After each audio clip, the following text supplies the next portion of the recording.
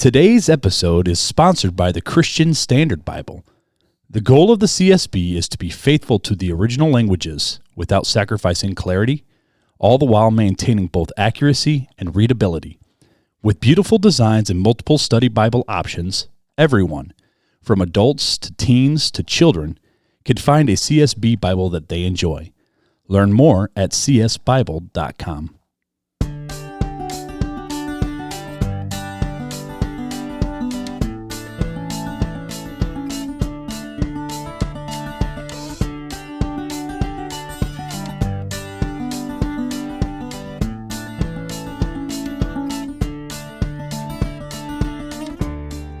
Welcome to Real Talk Christian Podcast, where we drink coffee and have real conversations on faith, culture, and society. This is Marc Hyde. And Chris Fuller. And today we are coming to you from the new RTC home, the new official studio in your basement, good sir. Yes, sir. And today we're talking about, is deconstructing your faith a bad thing? It seems like the term ex-evangelical is growing like crazy on TikTok and Instagram stories. And we're going to ask, is this a good thing to do, or is it a bad thing to your faith? You ready, Fuller? Let's go. Let's go.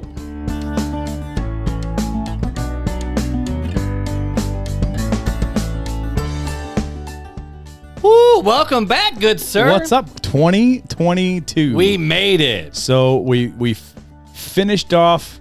The last new episode was 10 things to ask yourself going into the new year. Yep, and we recorded that before Thanksgiving. We did. And then we had 3 throwback episodes. Yep. So the first one, which that was just kind of cool to go back and listen to. So It's some old school I will stuff. say, though, our old intros are so boring. Yeah, they are. But that's all right. I mean, my voice cracked at the beginning of this one, so I can't really, because it's always, welcome to Real.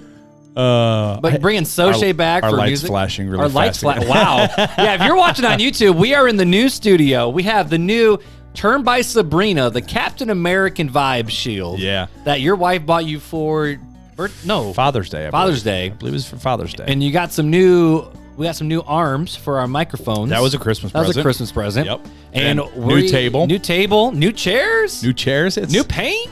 New paint. Yeah. We are officially not official. We are official. We're still not official. We still got some things to do. I'm just kidding. We got stuff to do. We're getting there though. But it's exciting. It is though. exciting. We were talking before we started. This is the 6th.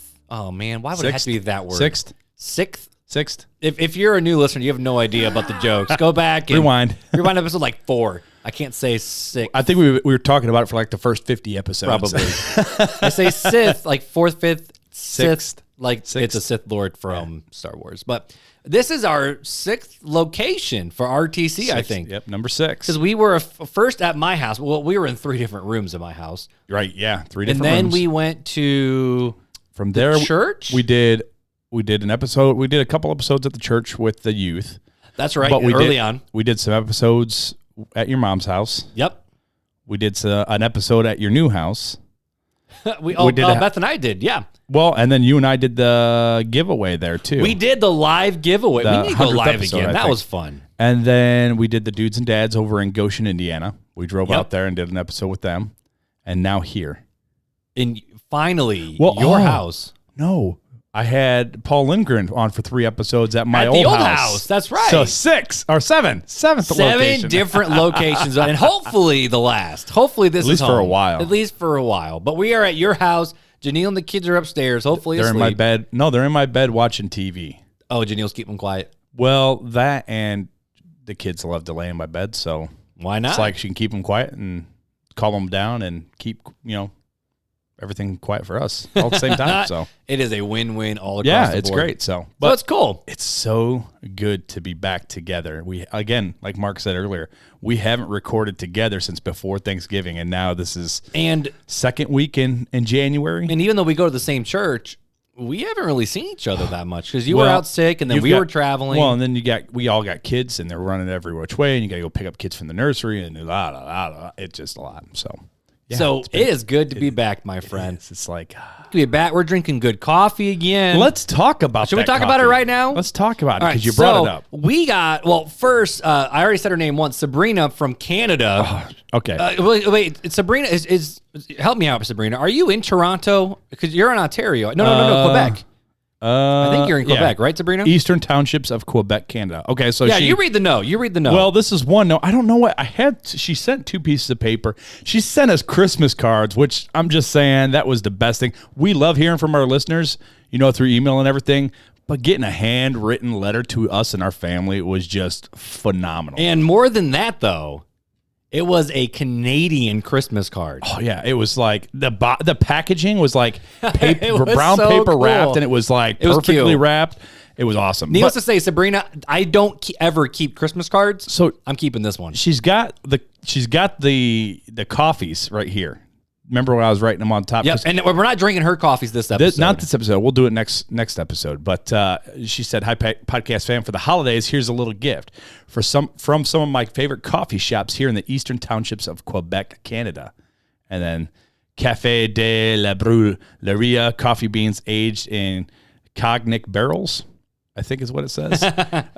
I'm not French. I'm sorry, Sabrina. I'm probably going to murder this pronunciation. Café de, so that was Café de Brûlerie by Granby. Malaria? Is that what you just said? Yeah, something like that. Hubert Saint Jean, Silverbrook, Quebec. One of her best friends roasts their coffee. Georgian, I'm sure that's wrong. Oh, maybe it's Sherbrooke. St. Jean, Sherbrooke, Quebec. Another lovely micro roaster friend of mine roasting there, and she put "enjoy." It was so cool to get that as a little Christmas. Hi, how are you? But the coffee we are drinking today is not from Sabrina. Who's it from? Well, that's the thing is I can't find the message. What? I'm scrolling through Insta. I need to scroll through our Insta. So I thought it came on wait, are you sure it came on Insta? It didn't come on Facebook? Because I remember seeing it come in. Anyways, I'll talk about it. Yeah, I'm looking at. I can't find. I'll find next episode of who sent it to us. So it's. I feel so bad. Yeah. Okay. So it's from Virginia. From I believe, right? Lamplighter Coffee Roasters. Yep. It's called Swift Walker Blend Peach Candy, Nougat Floral, and it is really good. And you brewed this in a way we've never brewed before. Richmond, Virginia. Like, we've never had coffee brewed this way. So how do we brew this? It's called the Smart Drip, Clever Drip? The Clever Drip. Yeah, it's a new way you haven't seen. I've never seen it. It's actually my way of making coffee at work. Oh, okay. So we talked about that on the show. I think. If anybody's ever used like a tea infuser, it's just like a tea infuser. You basically, it's this contraption. You put your coffee grounds in the filter, you pour water over, and it sits for 3.5 minutes, and then you put it on top of your cup, and it pushes a little plate underneath, it pushes the plunger up in, slowly drains. I will say this though, it's a good coffee hit. It's good, but it's peach candy. I think that's what I'm tasting. I think I'm tasting the peach. It's supposed to be an espresso blend. It says on the bottom. Oh, no wonder it has a sharp little punch to it. So we gonna be up all night tonight. But either way, for some reason the name Brandon pops in my head, but I don't think that's right. But I know it's from Virginia. We'll find it between the episodes because we got to keep cruising. But the Lamplight Coffee Roaster, we're drinking that this episode. Next episode, Sabrina, we'll be drinking your stuff. Lamplight Coffee. Lamplightercoffee.com. You can go buy yourself a bag of this. Now, we're not drinking it today, but I did hear back from our friends over at Brew It Forward Coffee Co. And Jared and Marianne said that quite a few listeners actually used the coupon code this Christmas season. Awesome. So I know my buddy Clark, I've been talking with him a lot. This was his first good coffee he ever bought. His parents only buy Maxwell's house. He's a virgin. So a good coffee He's virgin. also a high schooler. So he's a good coffee virgin. There you go. So his first ever real good coffee that he bought, done himself, all kind of stuff, was Brew It Forward Coffee Co. He bought the 3-pack for Christmas, used the coupon code, and apparently a ton of you guys, maybe not a ton, but a good chunk of people actually used the code. So they want to say to you listeners, thank you for supporting their And we want to say stuff. Thank you. Yeah. Thank you for trusting us with your coffee. Because it's good. It is some good stuff. The Colombian that I just got from them. I got their Ethiopian. Now, I will say, just being honest, this is probably not my favorite Ethiopian I've ever had. No, but your Mexican, the Mexican we had was to die for. The only one that beat the Mexican is your Mexican, and that's because I love you. But their Mexican was so good. But I would say it's probably my second or third favorite Ethiopian I've ever had. Wow. But the Peru one was really good. Oh, yeah. The Costa Rican one was amazing. Right. But their Mexican. The Colombian's really good. And yeah, I didn't try the Ethiopian, but maybe sometime. But hey, before we get into the review and the conversation, because the banter. Some of you guys have been commenting on the reviews that you love the banter, so I'm glad you guys enjoy it. I'm too. We say it all the time. We're the Kelly and Ryan of podcast world, and obviously we know who I am. So Ryan. Oh, thank you. That's a compliment. Well, my hair is a little long right now, though. But we have a new game to play in 2022. We do. It's called Party Cues. Party Cues. Party Cues is just a bunch of random questions. And so I went to the deep section because we've been doing kind of the get to know you section from the would you rather. I'm trying really hard not to make bad jokes right now. So the deep section. You ready? I don't know. If you taxed a behavior to make the world a better place, but also to make a significant return, what behavior would you tax? What behavior would you tax? Can I tax like kids who scream? But you also need to make a significant return. Oh, I would tax you need to get a lot of money back. I'd probably tax people for this is going to sound really bad, but flipping people off. Oh, see, I would tax. Because I see that all the time in driving. I would tax coffee drinkers. Really? But no, what was the question? Say the question again. If you taxed a behavior. So drinking coffee. That's not a behavior. Sure it is. That's a way of life, bro. A behavior is like a bad attitude. Well, flipping somebody off is not a behavior. Yeah, you're behaving poorly. Okay, so that's a behavior, but flipping somebody off isn't a behavior. Okay, fine. See, you want to get technical. I was just rolling off of your answer. Good. But if you had to tax a behavior, that's the weirdest question. All right, let's do a different one. Let us know what you guys think. If you could tax a behavior, send us a message. Last one, and we'll move on. You are being told that you will become famous tomorrow. Oh, but not for what? What is the most realistic reason you can come up with of why you'd become famous? We be podcast famous, baby. You would be famous for eating? Famous for eating? I don't know. I'm trying to be humble here. I would be famous, in all honesty, for my forgetfulness. Ooh, only with texting. Oh, can I? Actually, you've been a better texter recently. Can I tax forgetfulness? Is that considered a behavior? Because I'd be rich. I'll allow it.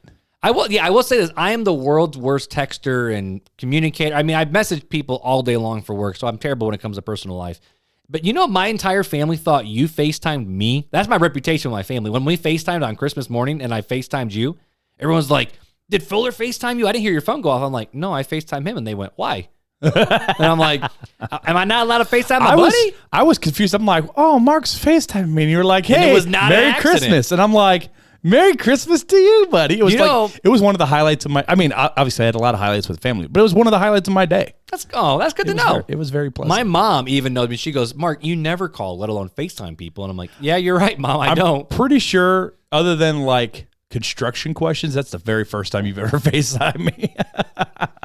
But it was awesome. It was great to see you and hear you, especially because we hadn't spent much time together. Yeah. So, anyways, let's get into our last bit of the section before we dive into this deconstruction. The review. And this is, I gotta reposition here. You gotta reposition. These new chairs, man, I feel too comfy to podcast. They're so nice. This table was like that much higher about 5 hours ago before I cut the legs off to fit for these chairs. You cut the legs off this table? Yeah. I cut the legs so it would come down. So would it be I like it. Like here. I like it. But anyways, so we got the review. We got the review. We got the first, well, I would say official. We've gotten a 1-star review before. And I don't know how to take this review, if this is actually a listener or if it's a troll that just saw, Real Talk Christian Podcast and decided to go and post something. I don't know. Yeah, I don't know either. I don't know, but go ahead and read it. The 1-star is from AZGLCT. Wait, first of all, let's round of applause for the first 1-star. Yeah, well, technically it's second. This is the second 1-star. The first official 1-star. Right. It says, I have been seeking opportunity to grow in my faith and learn what it means to truly be a follower of Christ.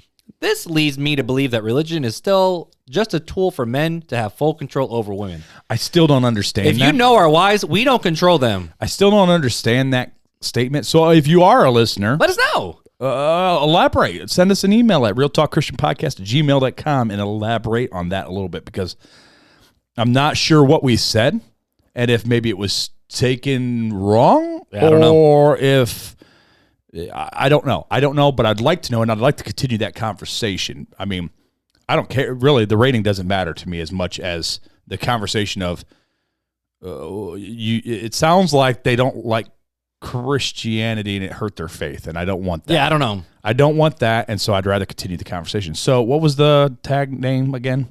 I just lost it. AZGLCT. If that's you, get a hold of us. Either call us 574-400-5352 or get a hold of us, realtalkchristianpodcast@gmail.com, to continue that conversation, if you would not mind. And we mean it. And we absolutely mean it, because if we hurt the name of Christ in any way, I mean, we'll be the first to repent for it if we misspoke or spoke unbiblically. But if it's hard to. I don't like leaving stuff like that. Yeah. And I will say, for all the other people that have reached out to us, I know we have some messages still hanging that we're trying to get back to, but we'll get to it. We'll get to it. So how about a good review before we jump in? Let's do a good review. This is from Stad32 back on December 18th, the day before my birthday. Whoop, whoop. I am officially 30, guys. It says, I have been listening to the show for a few months now. I wanted something to listen to while at work since I got tired of listening to music.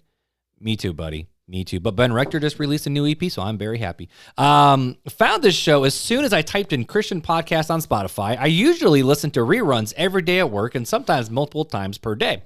Then when that new episode hits, I'm right on the play button. Was from me. Very informative. These guys have debates over some hot topics that Christians face a lot. Plus, they actually message you back if you have any questions. 10 out of 10. We'll continue to listen. Well, Stad32, you the man. If you're a man, I think so. I've gotten in trouble a couple times for saying the wrong gender because of usernames. It's okay. I mean, that's why we just love covers a multitude of sins. Yeah, exactly. But anyways, he said there that we talk about highly debated topics, and this is one of them that we're going to get into today. That's one of the things that It's a hot button issue, and actually. Last night, I got sucked into a deep rabbit hole finishing up preparing for this conversation. I don't know if you know this or not. Well, I mean, you obviously, I think you know this guy's name. Maybe not. Maybe you're not familiar with it. But do you know the name John Piper? He's that really old dude, that theologian. Slightly. Oh wait, look, you have a whole shelf of your bookshelf dedicated to him. Oh, is that me? So we all know John Piper, right? DesiringGod.org, right? .org. He was actually, I didn't realize this. He was in the early days of Passion Conference with Louis Giglio. I remember him talking about I know that. he was an early speaker, but I think he was on the early ground floor. I think so too. With Louis Giglio, maybe not, but I think so. But just like everybody, he has kids, right? And Barnabas Piper is he's an associate pastor down, I think somewhere in Nashville, Tennessee, or something like that. But he has another son named Abraham Piper, and Abraham looks like spitting image of his father. I'm just so disappointed he didn't name anybody Peter. John and Peter? No, Peter Piper. I don't have a rim shot ready. That was funny. Anyways. But literally, he looks like the reincarnate version of his dad if his dad had super long hair. Like super long, gorgeous silver hair. It's just kind of funny. But, you got John Piper, right, who has written some of the best theological works ever. And obviously, there's some things in that with Piper, right, that you lean more towards with some and that I lean more towards with other things. But we love the man to death. Yeah. Great expositor, great pastor, great. He's the modern day... I would say the modern day A.W. Tozer. Oh, I agree with that statement, 100%. Yeah. And if you don't know who A.W. Tozer is, he's kind of like the modern day Augustine. How about that? Yeah, or Charles H. Spurgeon. I mean, he's a modern day one of those. Right, he'll be legendary. Sure, exactly. In future years. Yep. Well, so you think of him, all right, he loves Jesus. You know that he's raising Christian kids. And you see it with Barnabas, right? Barnabas is an associate pastor. He's writing books. He's on podcasts. He runs podcasts. He's preaching Jesus. He's baptizing people, doing all these things. Right. And then you have his son, Abraham, who, when he was 18, I don't know all the things, but apparently they used the term excommunicated from Bethlehem Baptist Church to come back. Really? To come back 4 years later and repent, which, I mean, if you look at earlier writings before he walked away again, they were kind of like, here's proof that church discipline works. But right now, Abraham Piper has one of the biggest followings on TikTok. Well over, not in general, but in the atheistic evangelical world, he has well over 1 million followers on TikTok. Really? And I mean, he's also an artist, so he really amazingly skilled artist. But his TikToks, he has a lot of these, for lack of a better word, make fun of Christians. Specifically, he even calls his dad a fundamentalist Christian, which in our world we're like, we ain't fundies. Those are the fundies. We know who the fundies are. I'm a little bit more fundy than you are. But I went into this crazy rabbit hole, and he asks the questions that, to be honest, you and I have asked, you and I do ask, and he came out on a different side of the equation. And a lot of people think, oh, he's just attacking Christianity, when in reality, it's just him walking down the street and musing his thoughts. But, you got other thought leaders like Joshua Harris, who used a platform, he didn't use it, but he wrote, I Kissed Dating Goodbye, megachurch pastor, walked away from the faith, him and his wife split up, and now he uses a platform of, hey, I've gone through the fire, and I can help you build your platform. You have Marty Sampson of Hillsong. You have John Steingart of Hawk Nelson. These guys who are publicly, and they use the term, deconstructing their faith in order to rebuild something better. And so deconstruction has been a term that's been used. It's not a new term.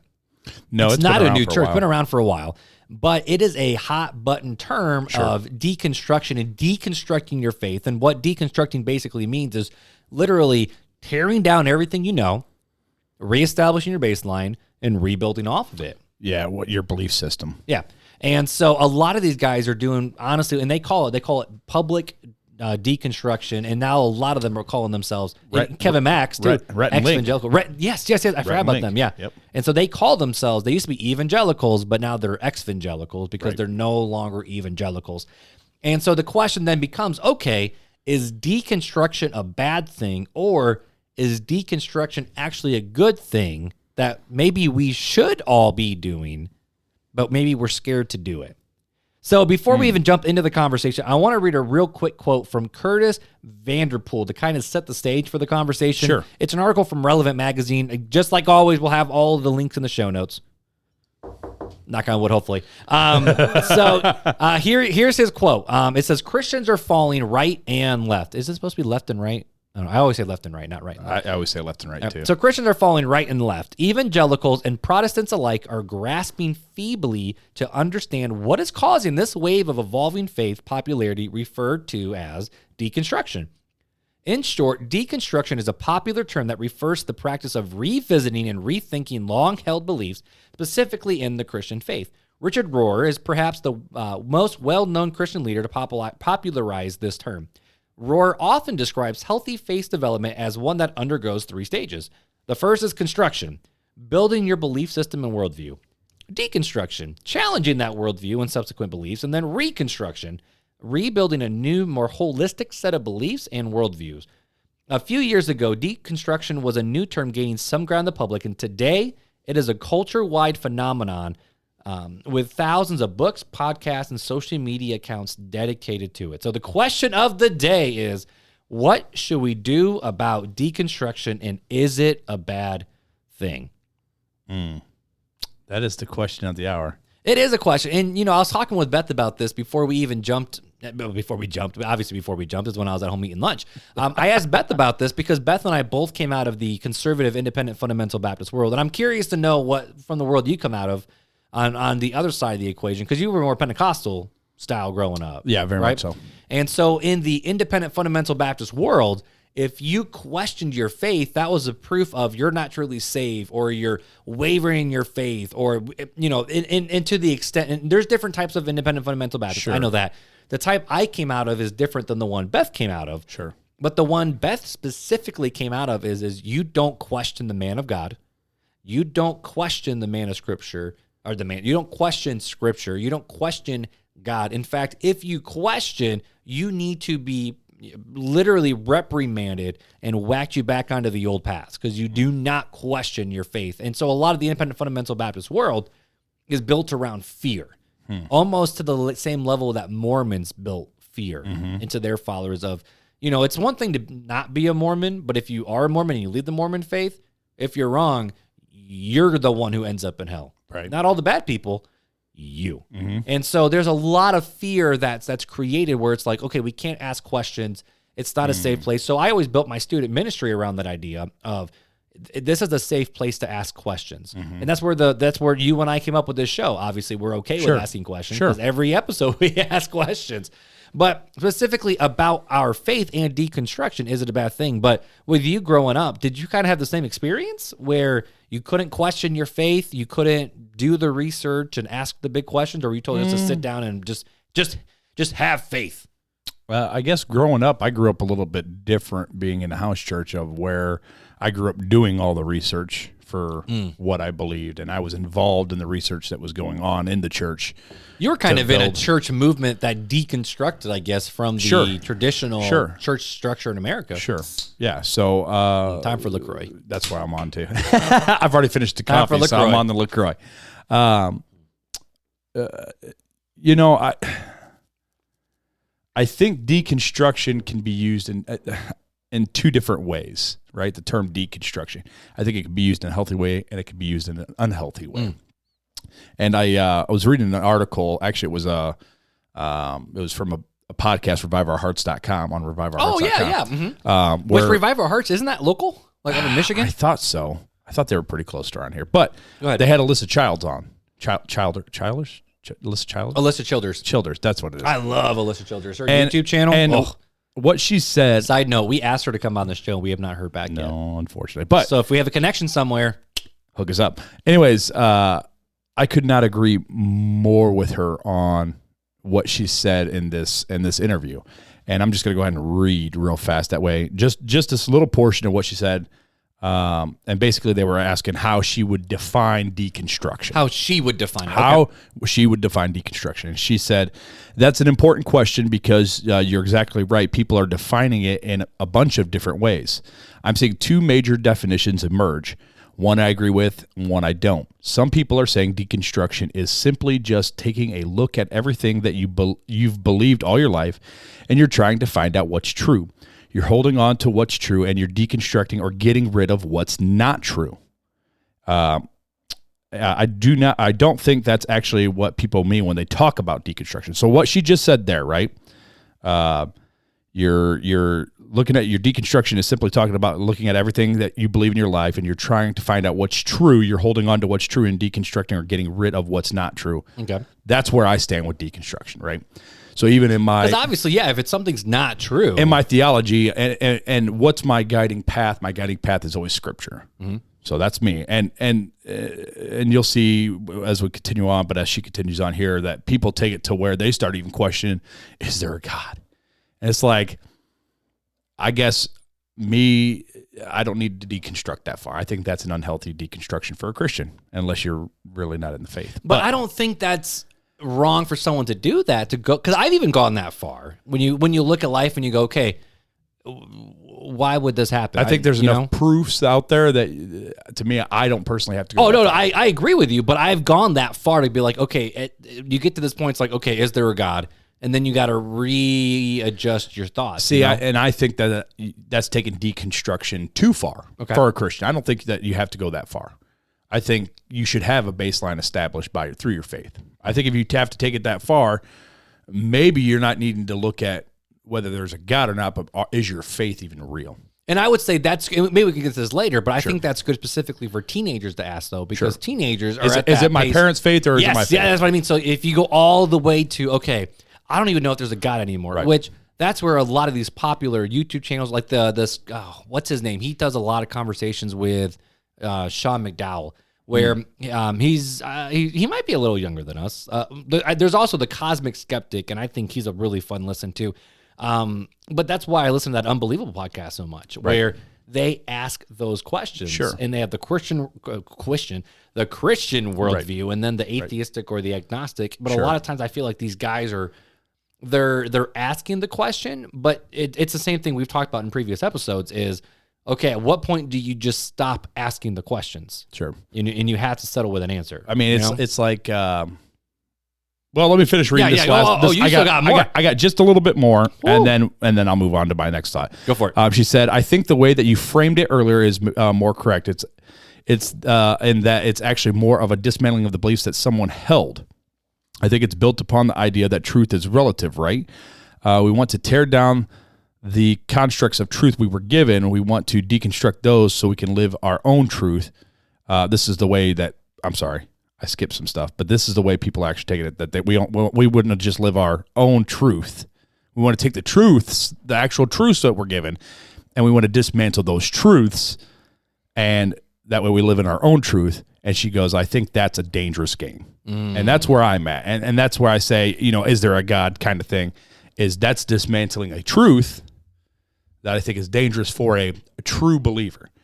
I think you're playing with the game. It's like, to me, like the spiritual realm, right? Okay.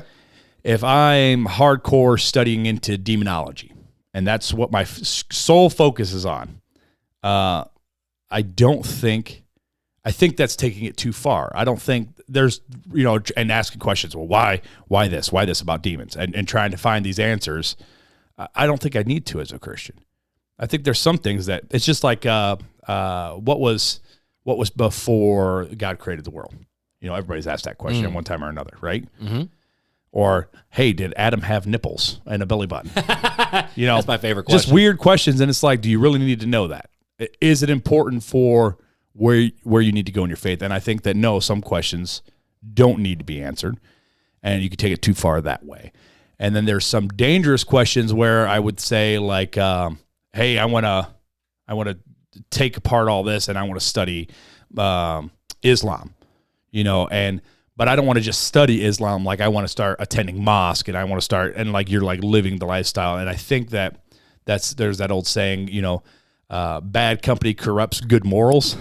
I think that has some truth in it, to where if you continue to walk down that path, not saying it'll happen right away, but if you continue down that path, that you might find yourself lost. You might find yourself as one of these deconstructed, walked away evangelicals or whatever. Evangelical? Yeah, evangelicals. Yeah, and that would be something good to go into. But I think before we go too far down some of these other questions, I think it'd be fun to just really quickly address what are some common causes that actually cause people to deconstruct.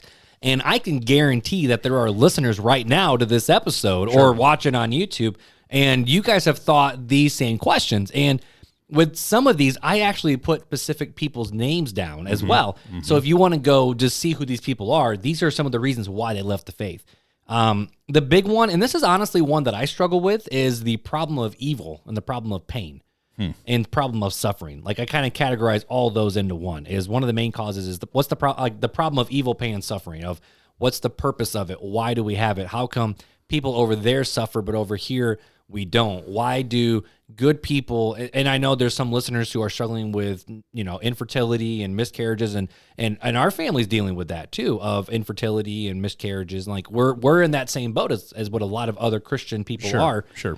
And there's some really good people. It's like, why can't we just have this little child that we want to raise up to follow Jesus? But then you see people where it's like, you probably should be sterilized because you've had way too many kids. Well, and it's not healthy. It's not okay. Not healthy, but it's like the people who do good, it's like, I'm doing good, but I'm still suffering, and the people who do evil are prospering, which the Bible does allude to. Well, there's several scriptures. You got the reason why we have what we have in the world is due to sin, right? God reigns on the just and the unjust, and then all things work to the good and the glory of those of God to those who love Him, and that may not be those certain. This may be the story. I mean, why did Paul have to be executed? Why did Peter have to be executed? Why did Andrew have to be executed? I mean, why did they have to suffer for Christ's name's sake? I mean, that to me is a statement that serving God doesn't mean we're always going to have the easy life.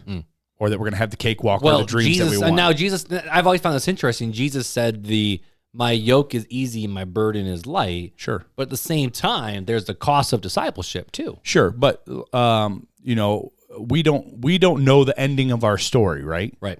You don't know when your life's going to end or what path you're going to, from tonight to the end of your life, what path is going to look like for you completely. Right? It's like the paralytic man that Jesus healed, right?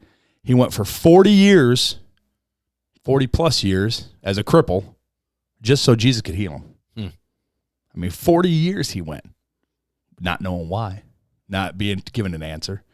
And yet he was that way so Jesus could glorify himself in that moment. Right. And so that's, I guess,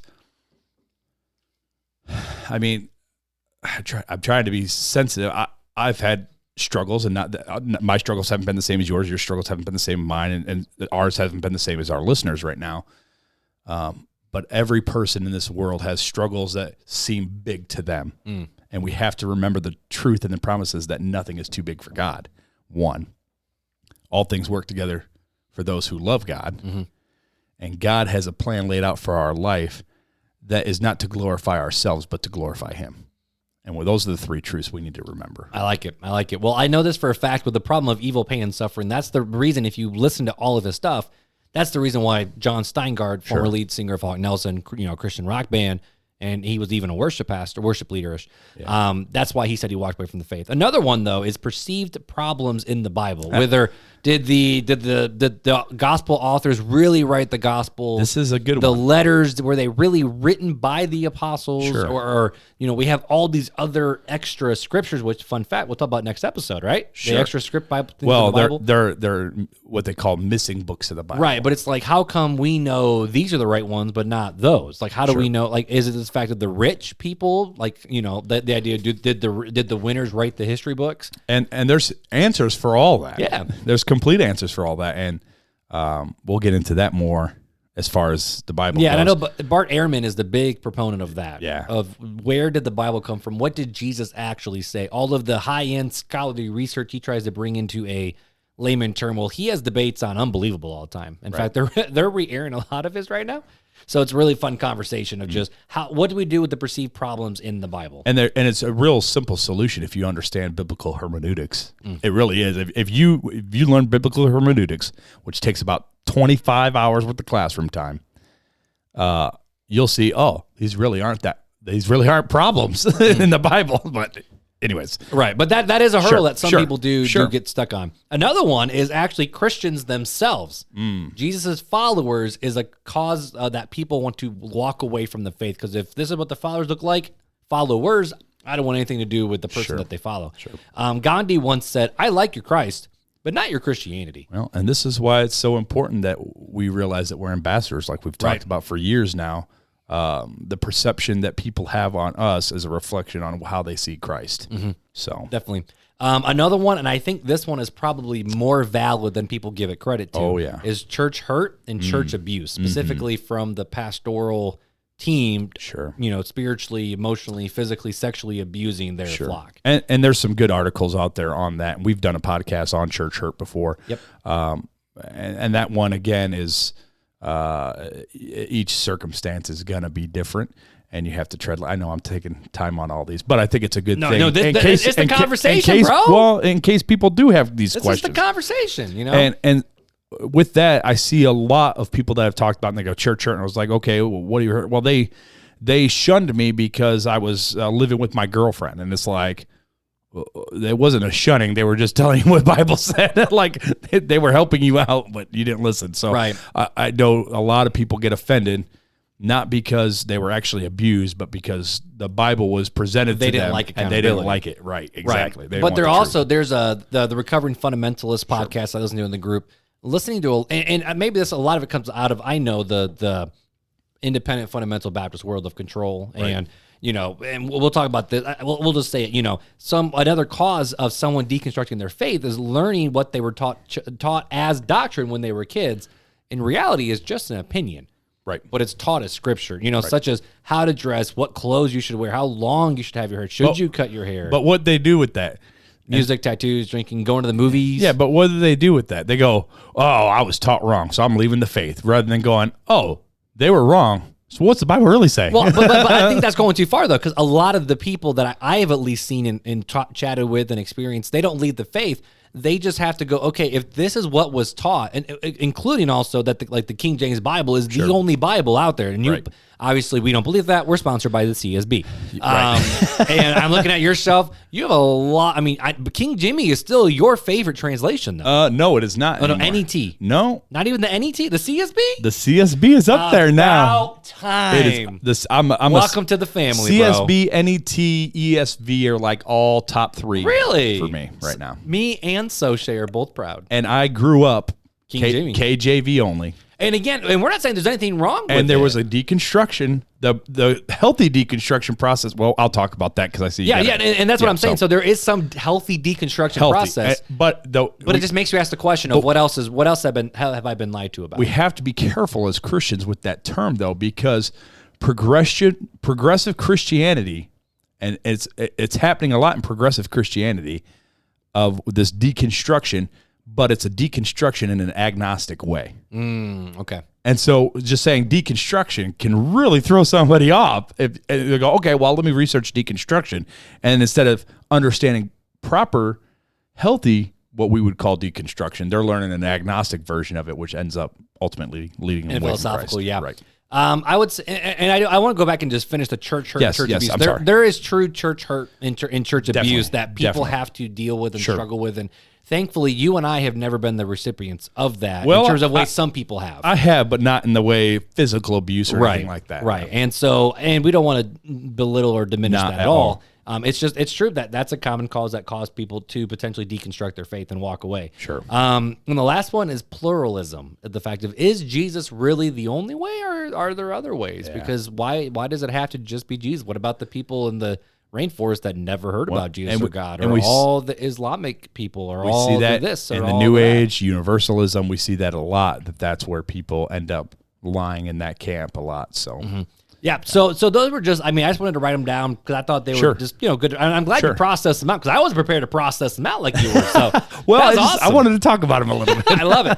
So here's a bunch of random questions that I have about deconstruction, which will hopefully lead us to going, okay, so if someone is dealing with struggles in their faith, what should they do? So one question I have is, are we allowed to question our faith, or is questioning our faith a sign that we're not really saved? I think there's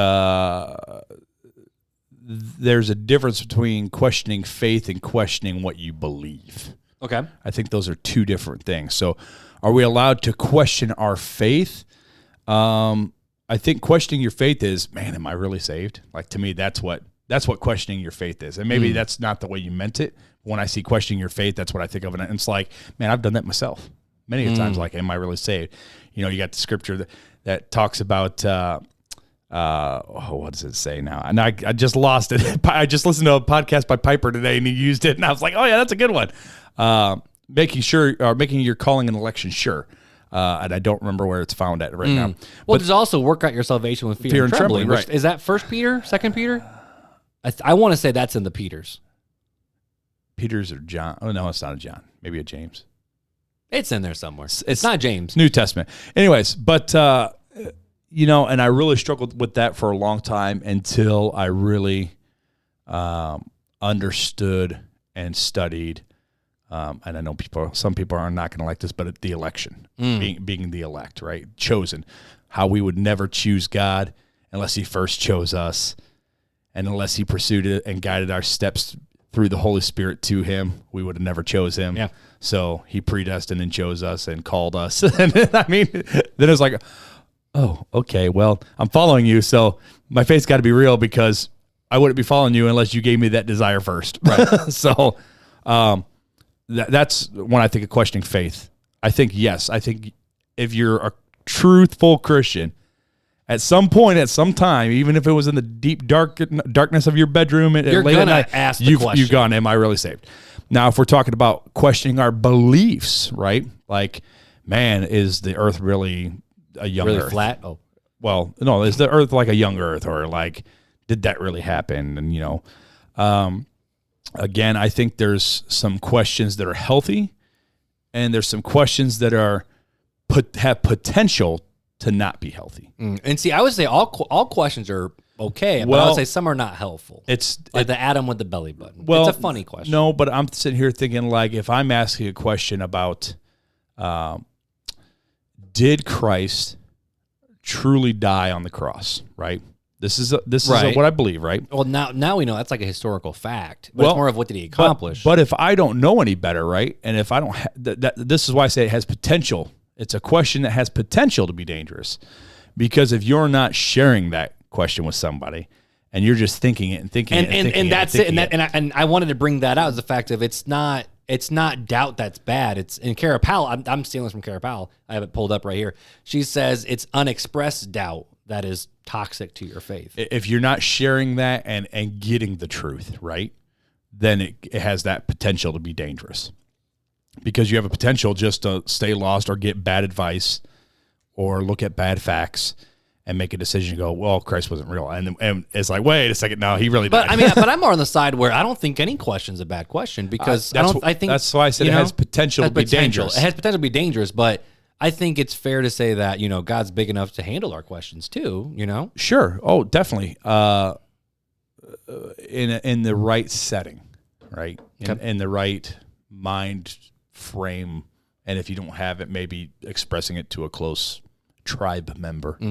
Follower of the way. So coming out of that question, then, sure, not just question our faith, but are we allowed to question God? Now we had the podcast episode of what's one question you would like to ask God. Like that was more of a tongue-in-cheek episode, which it was a fun one. It was. But are we allowed to question God himself of what is happening, what's going on? Why is this stuff going the way it's going, Well, you can question him all you want. Doesn't mean that you're going to get anything out of it. Right. You've got a bunch of people here, and I'm looking at it now about the people in Scripture that questioned. My favorite one is Job. So the Job thing, though, the parentheses it says just read the book. Yeah. So, but Job, it was like he didn't question God till the very end, and when he questioned God, God like slapped him across. He backhanded him. He's like, "Yeah, who are you? Were you there when I created the earth?" It was like, "Oh, Job's in trouble." but I don't think God did he ever scold Job for the questions, or did he just say, "Who were like?" But seriously, like, where were you when I created the earth? You weren't. That was a scolding. That was a scolding for asking, "Why is this happening to me?" That was a scold. But I mean, there's been plenty of. You got Abraham in here. You've got David. You got Jonah. You've got all sorts of stuff where Moses, I think you can question all you want, but it doesn't mean God has to answer, and you can't be upset if God doesn't answer.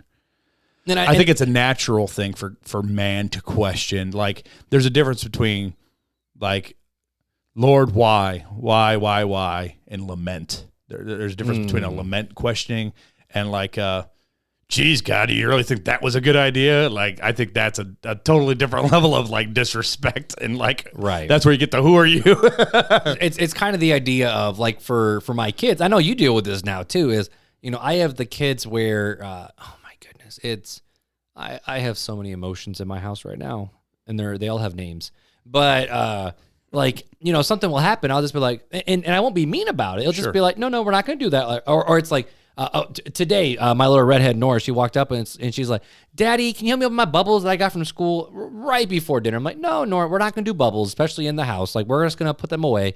All of a sudden, stomp, foot, cry. And I'm like, what the heck is happening? All I said was no. And it wasn't like a no, get in the corner. It was just that, no, we're not going to do that right now. Well, there's a time and a place, and now it's just not the time or the place. And all of a sudden, just, I'm like, Beth, what happened here? And she goes, oh. But isn't it funny that that's how we act towards God? All the time. And we go, God, man, why didn't I get that job? And God goes, because I said no. And you're like, well, I really wanted that job, and why didn't you give it to me? And honestly, like with that, I'm never upset at her going, well, why can't I have the bubbles now? Sure. And, I think it's up to me to be prepared to not just say, because I said no, but it's like, this just now's not the time. There's better times to do it. And it all comes down to attitude. And I never get mad about the question. I get mad when the question's literally ask the same question 6 times in a row. And I'm like, just go to your room, because you obviously just want it and you're going to try to wear me down. But guess what? You can't wear me down when you're not in front of me. But I get upset about the way they handle the answer, and if they show, because I'm very big on respect. Of you can disagree with Dad, You can not like what I say. Sure. You will not disrespect me because I'm your father. Right. And maybe that's pride. Maybe that's not. I don't know. But it's more of, and also doing that because your employer is going to tell you to do stuff you don't want to do. It's called it's called a job. Sure. Unless you work for yourself or. But then you have I work. Yeah, sure. I work for myself, but I have 8 bosses right now. So right. Yeah. Clients. You have clients. I have clients, but they tell you what shots. you do. Yep, they run the shots. But either way, it's not so much. I don't have a problem when the kids question me. Sure. It's more of how do they respond when I give them the answer, or if I don't give them the answer that they want. Because I often don't give them an answer. Right. And that's typically what happens to us, except for God just doesn't deal with it most of the time. Most of the time, he's just like, well, throw your temper tantrum out, when you're done and calm down, we'll have a chat. Yep. And so here's another question. And I think this is more so, I should have also put these Bible characters in the next question. But, okay, so do we have biblical proof that it's okay to wrestle with our faith? And, I see Abraham where he actually asked God, he goes, there's got to be a righteous person in Sodom and Gomorrah somewhere. Do we have to kill everybody? And wrestling with the ramifications of that. And then, no, there isn't a righteous. You see, Job struggling all over the place. You see David flat out saying oh Lord, how long will you turn your face from me? It was a psalm of lament. Yeah. Yeah, a song of lament. And then you see Jonah, which Jonah is actually fascinating because it doesn't end on a good note. No, it ends on a very bad, basically, well, there goes your shade. Yeah, that's it. But my favorite passage in the Bible is the man who brought the son to Jesus. Sure. And what did Jesus say? He goes, he was faith, basically, if your faith will make him whole. And the dad said, Lord, I believe, help my unbelief. And that's been a verse that's been ringing in my head for about the last 4 or 5 years. The last winter retreat I did with the students before I resigned, so that's probably at least 5 years ago. That was a theme verse for the week of Lord, I believe, help my unbelief. And what does that mean to play that out? Sure. But anywho, the last question is can deconstruction be helpful to our faith? Again, I personally I don't like using the word deconstruction. I like the word self-reflection. Okay. Because you're self-reflecting on what you believe. Right? Okay. It's a self-reflection. So then if, let's say, which we both have, we have a belief in something. Sure. The more we study it, the more we're like, it doesn't quite work that way. Don't Sure. you have to tear down that belief to rebuild it? Let me give you, I'll give you an example. I'll give you an example. Okay. So, because I'm saving the Bible translation one for the next question, but this one I'll say, my end time eschatology belief, right? Bro, that changes every day. I used to be stuck up, no, this is the way it is, and the rest of you are just a bunch of idiots. Idiots, yeah. And now I'm so after over a year's worth of deep, diligent study of it, I'm like, well, this is what I believe, but it could be this too. Right. I mean, I see more evidence for this, but really I don't know, and really it doesn't matter. And so my stance on it has completely changed, and it took study. And I just remember conversations between Brandon Soche and I, and because we came from two very vastly different eschatology beliefs. Mm-hmm. And now we're a heck of a lot closer, and he hasn't moved a bit. Yep. But it took me looking at why do I believe what I believe. And I do not think that that's a bad thing. I think it can be helpful in the right setting with the right motivation. And if you aren't strong in the faith with the right guidance, I think that's important. Something I've struggled with, though, is when, I'm the type of guy where it's follow truth wherever it leads. But I also know in that statement, Jesus is the way, the truth, and the life. So if you're following truth, where are you going to end up? Mm-hmm. And so sometimes I have to be careful who I say that phrase to. But I think some people are which my biggest fear of this, in fact, this is getting personal for me. Hey, have fun. Do Marc or Fuller have a story about deconstruction? Well, I guess here's one. Here we go. Moving into the next question. I told my counselor, stuff that I'm dealing with, and he goes, "What are you most afraid of?" And in terms of my faith, in terms of following Jesus, he flat out just said, "What are you most afraid of?" And I said, "I'm most afraid of waking up one day and going, I don't believe any of this crap anymore," and walking away and going, I have an undergrad and a master's in theology. We run the podcast. I was a pastor for 6 years, and I still work in for local churches and with local churches every single week.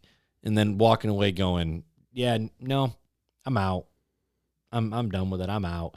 Because I've seen a lot of, in my opinion, good, solid believers who, when you read their writings when they're younger, man, they write in line. Now they got maybe some weird, whacked out, like personal things, like Joshua Harris, like his dating goodbye is just weird in some regards. He was also 24, 20, was it like 22 and single? He was like, in his come 20s, on, bro. yeah. Like, you can't write a book on dating if you've never dated anybody before. But that's besides the point. But you see these guys who they're pastors. Like this one guy, I forgot to bring his name in. He was a author for, I think, Desiring God. He has a PhD in theology. Sure. He has he's been a featured speaker. He traveled and taught at churches all the time. Last year he said, "I'm out. I'm tapping out. I'm done." And that is a fear of mine. Of what happens if I wake up one day and I just go, none of this is true. Well, and there's some, just being completely honest, there's some safeguards that you can set up. There's being open and honest with a trusted, close person like Neil, me, our listeners now. Yep. But my big thing is are you spending time in prayer? Are you spending time in scriptures? And are you surrounding yourself with a God-honoring, God-fearing, God-uplifting tribe that you can lean on in your hard times? And those are the big things, because if you're not doing those, Satan cannot break a church that is tight-knit and closely following God. But what he can do is start batting away somebody, getting them out into their own little world, and then he can take them down, just like a lion does a gazelle. It's pretty easy. Well, what does the passage say? He seeks out whom he can devour. Sure. He's not going to attack the whole group because they're strong, and especially with God. It's when we're on our own that we become weak. And that is something that has become more prevalent to me in the last 5 years than ever before. That when I'm by myself, I'm weak.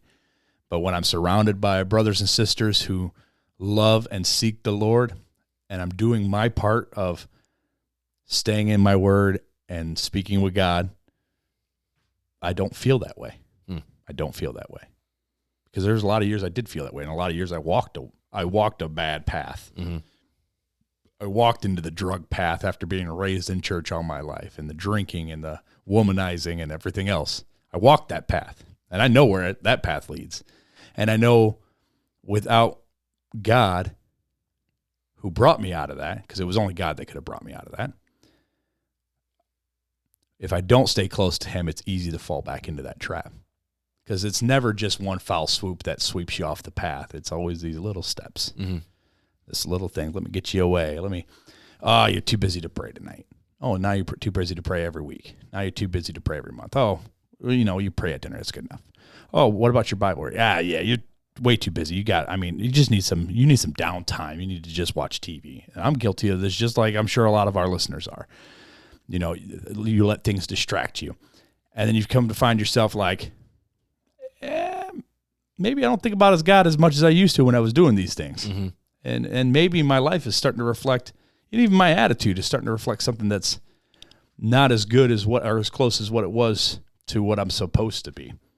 And it's just like, well, when did that start? And you start thinking back and you're like, well, I haven't been really reading my Bible, and I haven't really been praying, and I really haven't been hanging around my tribe very much. Yeah, okay, I can start seeing why I'm going down this path. We got to have some corrective action here, but yeah, so that's just the way I feel about that. Yeah. And I would even say this too. I mean, it kind of, I guess, lands the plane for what should someone do if they're starting to struggle and figure out what they need to do with this whole deconstruction thing. It's saying whenever people start to go down that deconstruction path, and maybe you are, there's a lot of times when I listen to the interviews and the conversations, and I listen to a lot of them. Sure. They ask questions, and then they start to try to figure out the answers. But a lot of times they're not willing to, settle on answers. They're just okay with open-ended answers.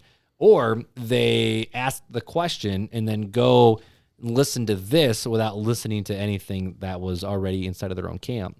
And, I wrote down a lot of stuff here, like, resources if people are questioning their faith. We love gotquestions.org on this podcast. Yes, we do. It's easy ways to get really solid answers to questions that you have.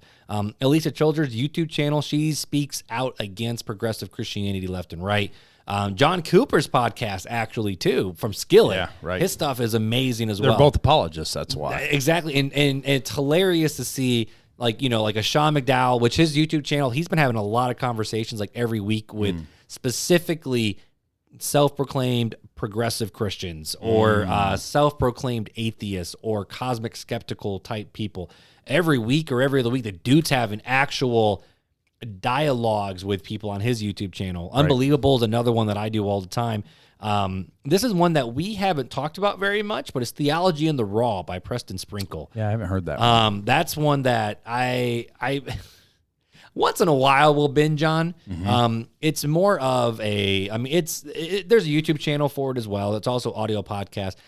He's the type of guy, though, where he is a conservative when it comes to gender identity and gender dysphoria and all these different things.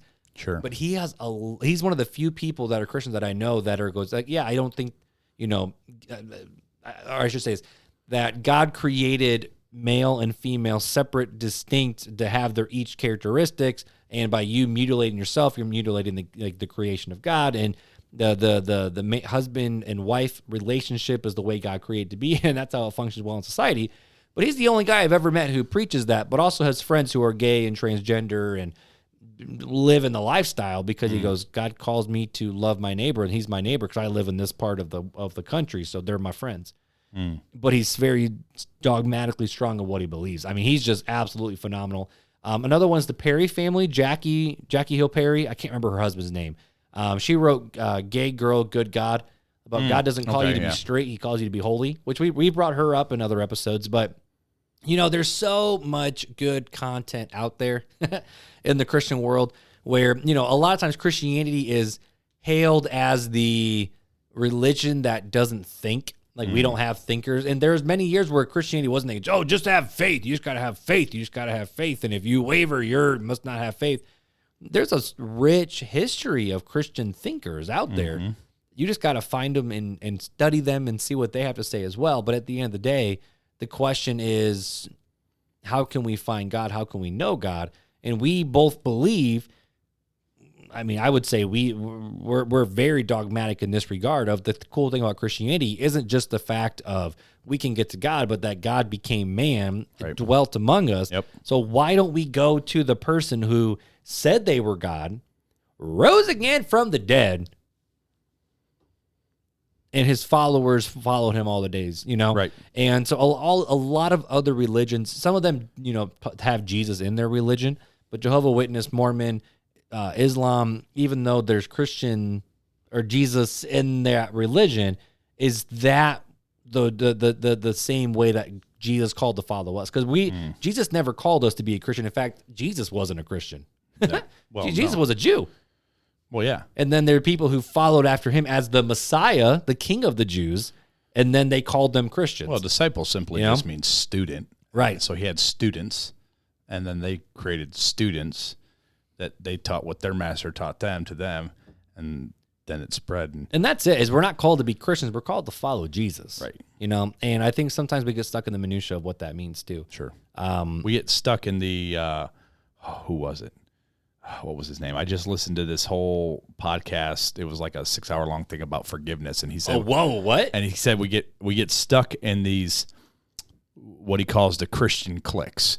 And it's like, I become a Christian and then like, I can't be around the world and I can't do this because I'm a Christian. I got to be set apart. And so I can never associate with Christianity. And Janelle and I talked about this past week. And it's like, but that's not what Christ called us to do. He called us to go make students of those who didn't believe, and that's who he surrounded himself with most of the time.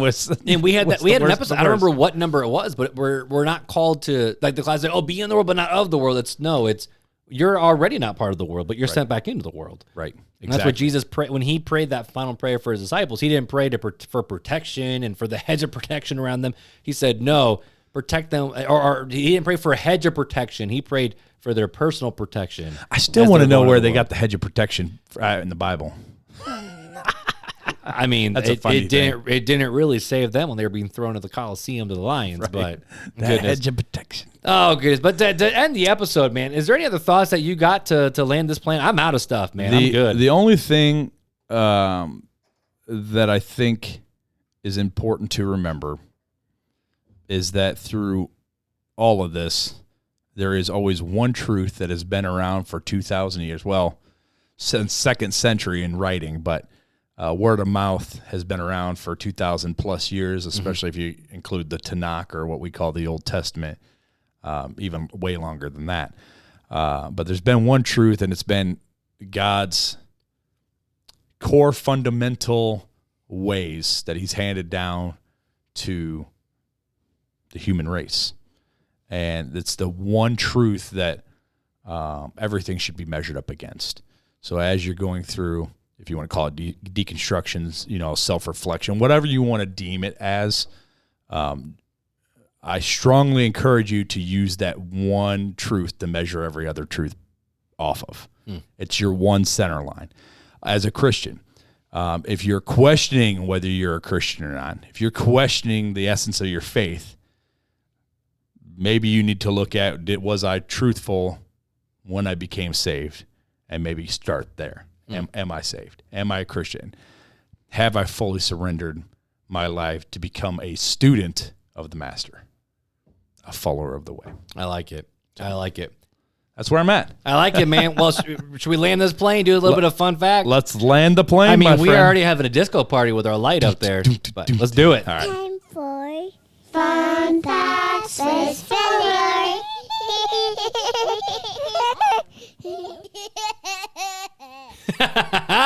I missed that laugh. The first new fun fact of 2022. Whoop, whoop. What do we got? It better be good. So Make sure it doesn't suck. well, it's odorless, I can tell you that. Did you know, Mark, most Korean people don't have armpit odor?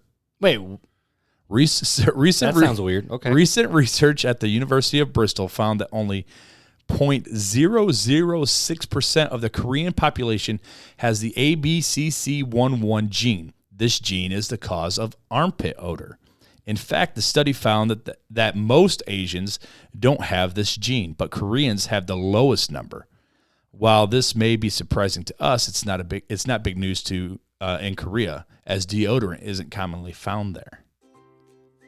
So if you go to, I feel like I want to reach out to some. They can play basketball all day and never get stinky. I almost want to reach out. Well, they can still get stinky, just not from their pits. Yeah. But I want to reach out to some people that I knew that were missionaries in Korea and be like, all right, guys, how much is this deodorant true? Gets used that? Because I also know that they actually they believe in something called it's some sort of death where if you sleep with a fan on and you die, that's the cause of death. Is death by fan? Yeah. Fun something like fact that. with Or Marc Hyde. with the ACI. There's some weird things. There's some really, but that's a interesting. fun fact. It's a fun fact. It's a really fun fact. That's a real fun fact. It's an interesting fact. You want to know another fun fact? What's that? As of a couple months ago, people can also leave ratings on Spotify now. What? Which So, is our most listened to It's our platform most right now. listened to platform. So and people have been doing it. In fact, the most recent one was this past weekend. So if you do listen on Apple Podcasts, please leave us a review. Spotify, leave us a rating. YouTube, give us that thumbs up and comment on the video. We try to reply to every comment that's left on YouTube. And I know there's people who listen on Google Podcasts, and lately a lot of people have been finding us on Pandora out of all places. And you know what? If you can't leave a comment or a rating there, you can always just email us. Always. We're always taking email. Email or text message. Or text. Or Instagram or Facebook. Or whatever you want. Whatever you want. Whatever your choice. But the easiest place to find all of that information is at realtalkchristianpodcast.com. That has links to everything you would ever need to know about the show, including wonderful bios of us, which I need an updated picture from you because the picture on the website does not look like you anymore. I'm sorry. So we need to get that. Janelle looks the exact same. Well, yeah, but you have a beard now. I gain weight. I lose weight. I have facial hair. I don't have facial hair. So it's very. I updated my picture finally. So it's me and Beth, not just me and Elliot and Evie. Well, so it was still a good, cute picture. It was a cute picture, but we updated that picture. But if you want to learn more about us, feel free to hit us up there. We're almost at 1,000. Or no, wow, that'd almost be at 90. We're just about ready to cross 90,000 downloads. We're close, and we're almost close to 1,000 Instagram followers. Well, what? We are growing in leaps and bounds. So let's make it 1 million, people. Let's get it, guys. We love you guys. We are glad to be back in 2022. We got some fun conversations. But hey, until next time, take it easy.